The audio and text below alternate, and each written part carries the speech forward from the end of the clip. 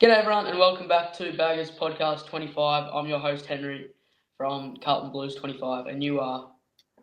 Louis from the Perth Blue Baggers pod. Today we're lucky enough to be joined by Marty from Special Comments from the Perth Blue Baggers pod. Yeah. Marty, how are you? Look, it's great to be here and really good to be joining you boys on this occasion. Yeah. Exciting, really exciting. Got another positive podcast ahead of us. Good win over North Melbourne, and yeah, let's just rip straight into it.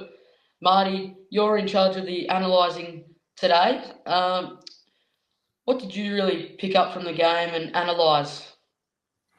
Oh, well, look, I thought this was the most complete game that we've played this year. It was a really good all-round performance. For us to kick 24 goals, when we've had a bit of trouble scoring in previous weeks, was a real bonus. To finish the game really strongly. So we've gone and kicked 16 goals, 15 goals in the second half, including 9 in the last quarter, is a really good sign when we've been criticised for full game fade-outs. So that's something that really struck me. 64 to 39 inside 50s. We tackled much better this time round. The forward pressure that we put on our opponents was much better. I'll give you a stat here. 15 to 5 tackles inside 50. So 3 times the number of tackles as our opponents had inside 50. Wow. And 12 to 4 contested marks inside 50. So we're really dominating inside 50 where we'd struggled to score before. So our forwards efficiency was much better this time around. North Melbourne are a pretty poor defensive team, however. It'll be interesting to see if we can replicate that against a stronger opponent. But it was one of those games where things really started to click for us. And getting a couple of wins under our belt makes a big difference because confidence is a huge thing in footy. Very much so. Very so that was my broad thoughts, Henry. Yeah, 100%. Louis, over to you for a little bit of player stats and then we'll get my perspective of the game. Well, so we got some. We've done our top 5. Undisputed, really. 5 votes for George Hewitt. Also got a clear 10 in the coaches' votes as well today. So yeah, he was best on ground with that super clash medal. It was a 4-quarter performance. Had most touches with 34. 12 clearances. Yep, we have that one. 21 were contested disposals, and he also had a goal, which was pretty impressive. And good celebration too, actually. We have 4 votes for Adam Chera. He was smooth and damaging all day. 28 touches, 555 metres gained, and also another classy goal. Zach Williams was electric up forward with 4 goals, so we got him for 3 votes. Constant pressure. And then we also have 2 votes for Charlie Kerner, who had 4 goals, 11 score involvements.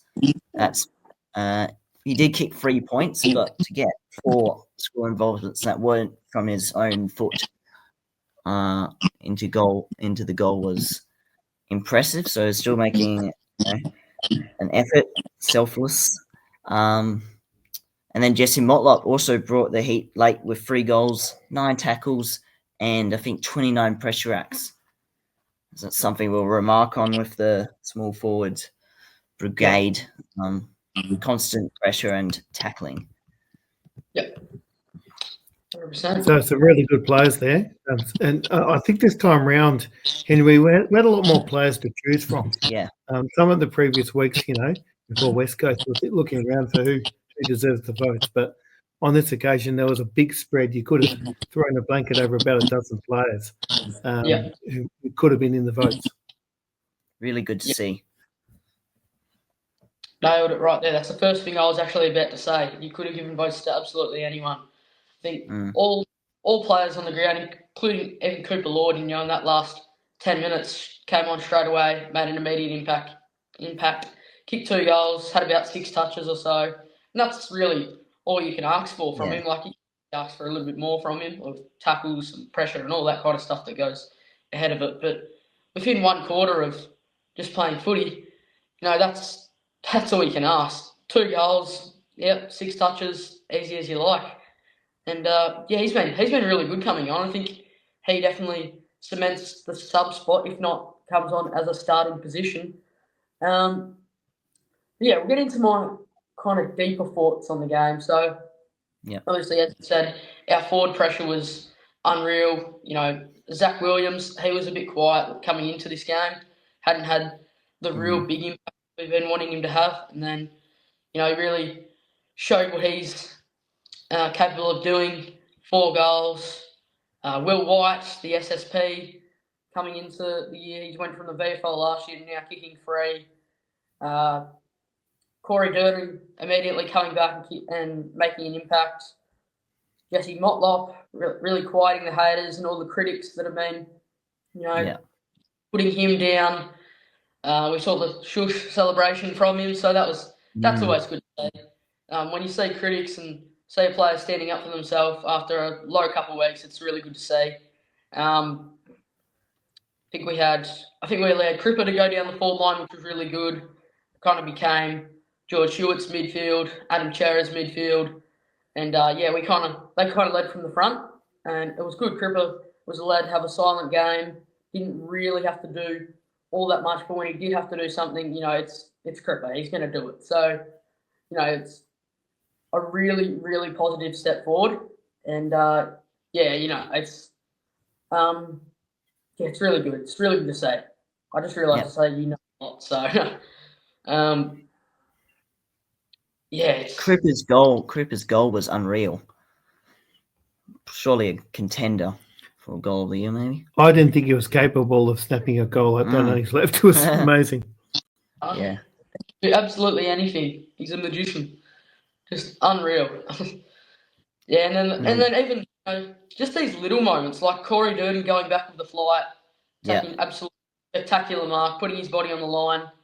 I think there was a moment where Ollie Hollins put his body on the line. He does that week in, week out. And you're just seeing these kind of players develop, and it's really good to watch. And, really good to talk about, good positive vibes. And, it's been really good. I mean, our backline were terrific again. I think Wiedering played his job really, really well. Lucky probably should have had more goals. I think he snapped one from about 5 metres out and missed, so that's obviously not ideal. But, these things happen. He was good for at least 3.5 quarters and then going off for a quarter with that knee injury, which he's available and okay to play Geelong, which is what you want to hear. Jack Silvani is another one who has been absolutely dominant this year. Coming back from an ACL injury, didn't really hear much about him. There was a lot of comments being said. I think, I don't know what year it was, but I just trade him and all this kind of stuff. And then, he's hitting back in absolute unreal form. And, he's going to be a really, really good player for us this year. If he can just keep at it. Because, he can play anywhere, which is the really, really good thing. I think he's one of the players that we've missed that hasn't really, been able to play anywhere at all. He can do anything. Backline, he's terrific. Forward line, he's strong as anything. He's got good height. And, it's just unreal to watch him just come back in, make a straight away impact. And, as soon as you kind of look at him play, it's, he's going to do something with the ball. He looks interesting again. It's just really, really good to watch. And I thought, who else had a good game? McGovern's had a great couple of weeks, and that's all you can really ask from him. Not really all you can really ask from him, but he needs to be consistent. That's the type of games that we need to see him play. And it's really, really good to see. I've said it about 100 times already, but it's really, really good at the moment. It's a really good positive step forward. Grows in confidence. A lot of young players growing in confidence, and it's really good. Anyway, I'll hand back over to you, Lloyd. What do you really have to say about the game? TDK also. I haven't mentioned him. He's good. I think he collected another 3 coaches' votes today. I think he won the battle with Sherry. We talked about that as being a big battle, so it was good to. And he that goal that he kicked out of the ruck was brilliant. When he does that, he's pretty much won the contest between the two ruckmen. That was out of brutal strength, getting that one. He's capable of doing things that other players can't. Mm. And his athleticism is extraordinary. For a bloke his size to be that athletic, he doesn't have any right to be that athletic. Yeah. I reckon if he's not already, he's fast becoming the number one ruck in the competition. No wonder everyone's keen to poach him. Yeah. Well, really, is St Kilda pretty much the only ones with their eyes on them. Although, obviously, other clubs would love to have them. They'd love to if they could. They are the ones with all the money, and that situation seems to be developing every week. So, take it. I'll follow it more closely come the trade period if he still isn't still unsigned. So, it's just media trying to create some hype towards the trade season. Yeah, all maybe a bit over the top. Clickbait. Yeah. I think what would really settle it is a good 10k jumper tug celebration. That is what will get me confident about the trade period and what's gonna happen there. We're into a bit of a preview now. So Marty, I'm gonna head over to you and I want to get your thoughts on what do we really need to focus on? What do we need to knuckle down on? We've got a really good opponent this week. We lost to Hawthorn. Geelong have beaten Hawthorn. But what do you really find that we need to improve on, need to knuckle down on, and just overall get to work on? Look, we're facing a really tough opponent this week. Geelong are a fantastic team. They had another really big win on Easter Monday against Hawthorn in front of 88,000. They play well in big games. They don't have many glaring weaknesses. They're strong in midfield. They're strong down back. They're strong up forward.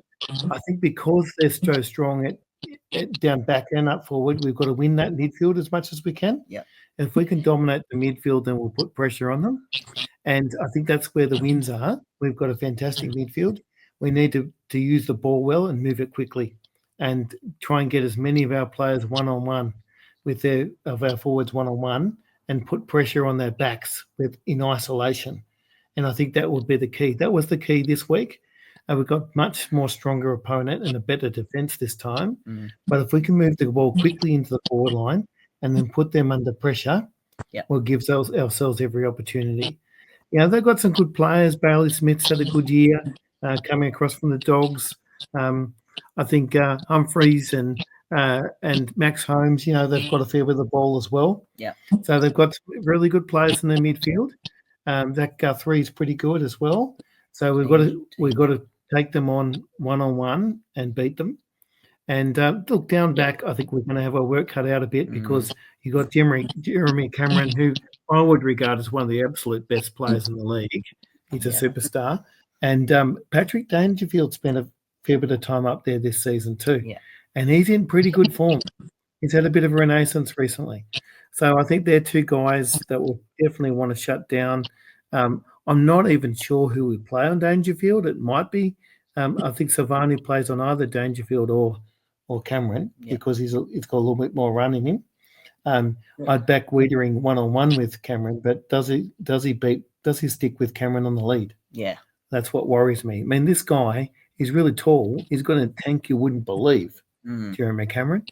So I think finding the right opponent for him will be a bit tricky. But if we can starve them of ball in the first place, that's our best opportunity. So that midfield battle is going to be crucial. Got to capitalise. Even in the West Coast game, we weren't that efficient going inside 50, blowing chances left, right, and centre. I think we might have had one of the worst efficiencies in the league. So you've got to maximise your chances. I think that was another problem early on last year. We had probably more. I think they had more scoring shots, just couldn't maximise the chances. And in the end, it was a difference of 13 points. So never know how that could have gone. But then the second game was brilliant, where we played a full 4-quarter effort. That's another thing, 4 quarters, no fade outs. And luckily, our second halves for both of those two games last two games have been absolutely brilliant and prolific. Yep. So if we can emulate that, and hopefully it's given us some confidence to emulate it, we could, overrun them. Yeah. We've got a pretty good record, Henry, against the Cats in recent times. So that should give us a bit of encouragement. Yeah, 100%. I did have a question, but it's completely gone out of my mind. I can't remember what it was now. That's it. Brian Myers, so he's obviously out with concussion. He's been electrifying to watch this year. He's really, really dynamic, really speedy, hits the scoreboard. With him out, does that kind of create a bit more of an opportunity for,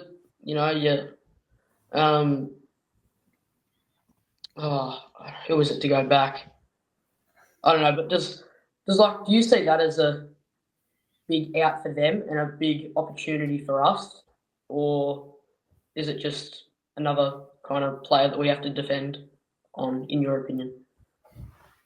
I mean, he's a player, Henry. He runs and runs. He's one of those guys that will hurt you both ways. So I'd recommend, it's probably good he's not playing for Colton's benefit. But, I do think the other thing about Geelong is that they've got such an even team across the board. So even if Myers is not playing, there's not many weaklings there, and I wouldn't be taking them for granted at all. And that two-way run that we keep talking about, players, when you don't have the ball, running back to assist your opponents, assist your teammates, and put pressure on your opponents, that's going to be crucial. Yeah. Chris Scott is a mastermind of a coach, so I'm sure we'll find a replacement for Myers. And they bat pretty deep. Yeah. All right. I did this little thing I think it was against Hawthorn. Who needs a big game? So I'm going to go to all of us and ask who needs a big game, who needs to lift. We'll start off with Marty. Oof. I think there's quite a few, as you'd expect when you're 2 and 4. This bloke, I don't think he's played really well this year, and I'm a big fan of him, but I don't think he's had a great year so far, and that's Blake Acres. I'd really like to see him not only get plenty of the ball, but really use it well and really spearhead a lot of our inside 50 thrusts. So I'd love to see Blake Acres have a big game. I think he's due. Yeah. Louis, over for to you. me, I think Charlie Curnow needs to have a big game, needs to make the most of his chances, be accurate. I feel like he looked very confident and dominant last weekend on Friday. So hopefully he's taken a new turn, but we need to see him be back to his best, kicking the goals. And also one other player, sorry if I steal it from you, is Cripper. We need him to dominate in the midfield, even if he's not required. But with Harry Mackay likely to come back, I don't think he's needed in the forward line. So it's got to make his impact in the midfield. Yeah. Once you say that, I have a question for you after I say my player. Yeah. I did have Blake Acres, but now I have another one in my opinion is Adam Sard. So personally, I know it's a bit of an odd one, but Sardi hasn't been, ideal. He hasn't been very efficient. Like his good runs, he's had good runs this year, and we've seen that. We've seen it from him, and we know what he's capable of. Absolute jet. He can run all day. Well, maybe not like with proper Sard speed, but yeah, I think Sard definitely needs to lift. He hasn't been great this year. I'd say he's had probably max of 2 good games. And, we really need to see a big lift from him now. I think... Yeah. We're just trying I reckon you make a good point, and we're fans of Sard as well. It's just his official efficiency 78, which is not too bad. But I don't know if that always tells the full story of what you're saying, Henry, because when he's devastating, he's running with ball in hand through the midfield, and off the back line and setting up our scores. And I just don't think we're seeing quite as much of that this year. Mhm. So how's your score involvements going? Because that might be a good little indicator. I think you'll find him a bit down. Yeah. So he's a bit down from a lot of other players in the score involvements. So yeah, even Jesse Motlop's higher than him. Yeah. So look, he's a great player. We all like him, but I think if you can have a little bit more impact on games, that would be good. Don't think it's been quite utilised to his strengths either. Playing a bit too defensive too. Yeah, he needs to be a bit more offensive. Halfback. Yeah. All right. My question for you, Louis, is so the last couple of weeks we've seen Walsh named on the wing, and then we've seen Chera named on the wing. What do you kind of make of the situation? Obviously, Cripper going back in the middle. Does that open up an opportunity for maybe a Matt Carroll if we don't bring in Lockie Cowan, who is a test to play, unbelievably, as he was ruled out eventually for 3 to 5 weeks last week, and now he's a test. So obviously he's recovered nicely, and I don't know if we'll bring him in straight away, but what's your opinion, Louis? If Cowan is ready to go, I feel like the selectors love to bring in players straight back from injury, it seems. I feel like. So Carroll might have to make way, even though he's been pretty good. Yes, I don't think he'll get a spot this week, maybe not. So Walsh had a sort of low game, considering. Maybe didn't quite need to have the same impact because of Chera and Hewitt doing so well. But I think we need to see, Walsh back onto the wing, getting those score involvements, and Chera back into his usual role, I reckon. Have anything else to add? I personally reckon Matt Carroll will be really stiff in this because I think he's done everything asked of him since coming into the team. And his instant marks have been fantastic, and he's played with a lot of composure for a new player.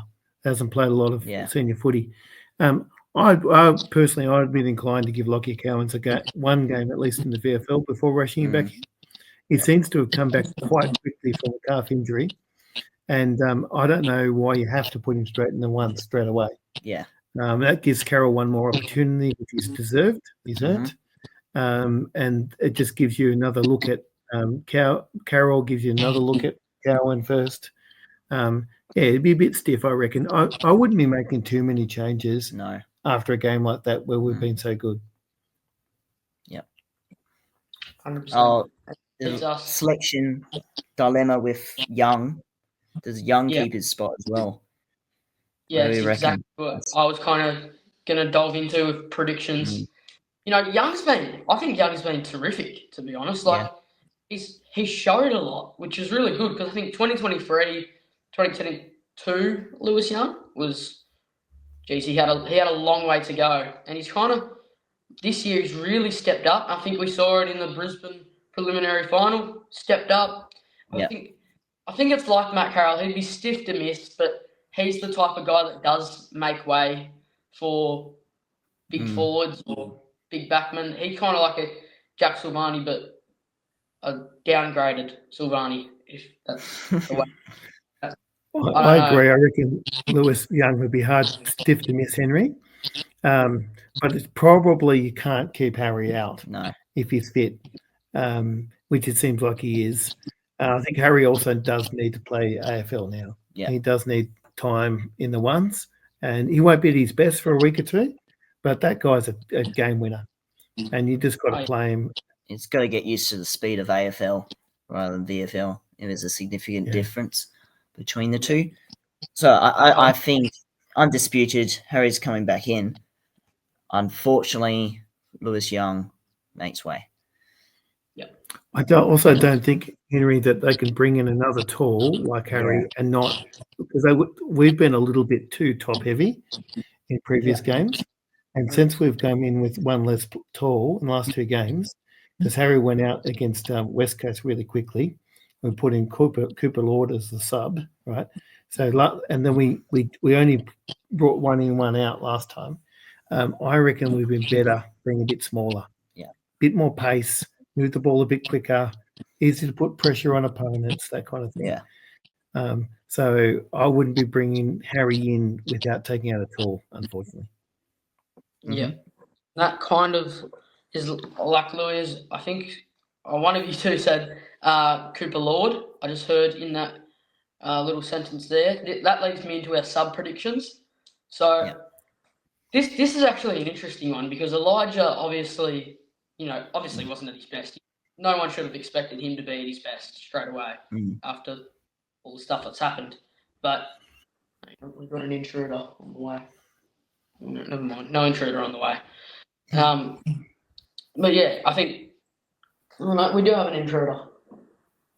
Okay, intruder's gone now. Sorry about that. So yeah, I think Elijah Hollins will start as a sub, and Cooper Lord will start on a wing, if I'm being completely honest.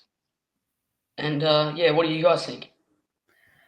The sub just depends on whoever they decide to put on that interchange. It's easier to probably make a prediction when you get like the team lineup. Normally Lord doesn't find himself straight into like a starting place. He's normally on the interchange. So look, he made an impact. So maybe they might back him in to make an impact again, and we want him to come in late in the game because we don't want an injury. And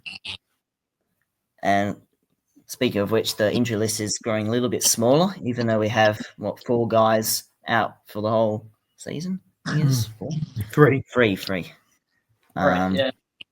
Camp. Yeah, gotcha. Henry, it was me. I put Elijah as the sub. I just reckon he was a little bit underdone. He didn't have much of a preseason at all. I think it's good for him to be in amongst the team and whatever.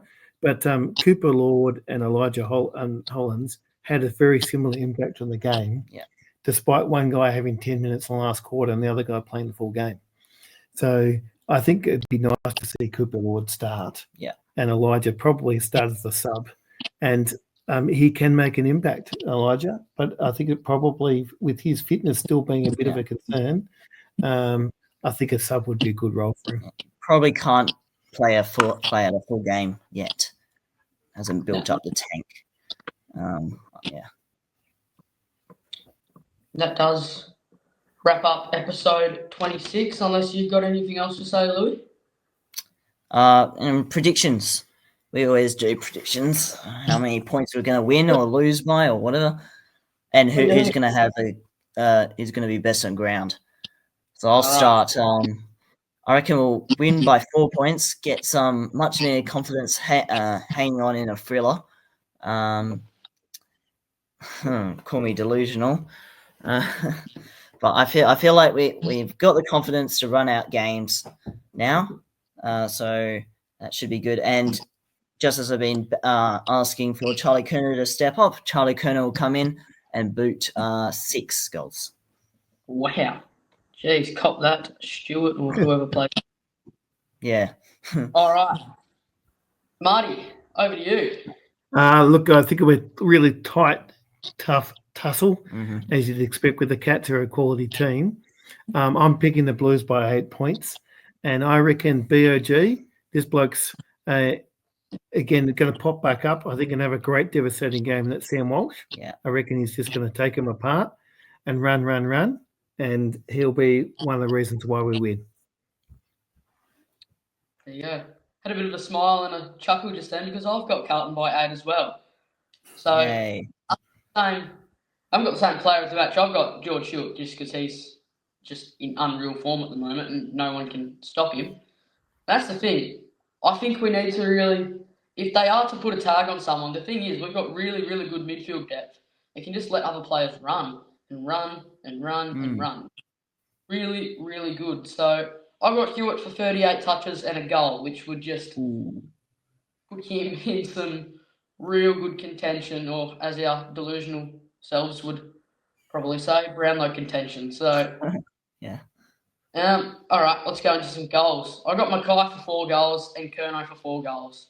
And then Little Smoky, Will White for 3 goals. So, and we love Will White. Will White's been very good lately. I really like how he goes about it. Yeah. That's all we have to say for episode 26. Is that it, Louis? One thing that I always love to see, my mum loves to see it, the TDK SDK battle. Oh yeah. Brothers, see if there's going to be any more, funny antics. Between one bloke we haven't talked about against Geelong. We talked about him earlier, but TDK was clearly best on ground against Geelong last time we played by a street, and he had SDK playing in the ruck against him and towed him up. I think at one time he pushed him out of the road and slotted the goal, and he had a fair old celebration. So TDK might be a secret weapon. Yeah. He could muscle your brother out of the contest. I'd like to see that and he'll get a bit annoyed and start a fight. Yeah. Oh, jeez, it was good when we had a fight against Collingwood. Oh, one of the most. That was the only fight we showed all game, to be honest. But we'll put that behind us.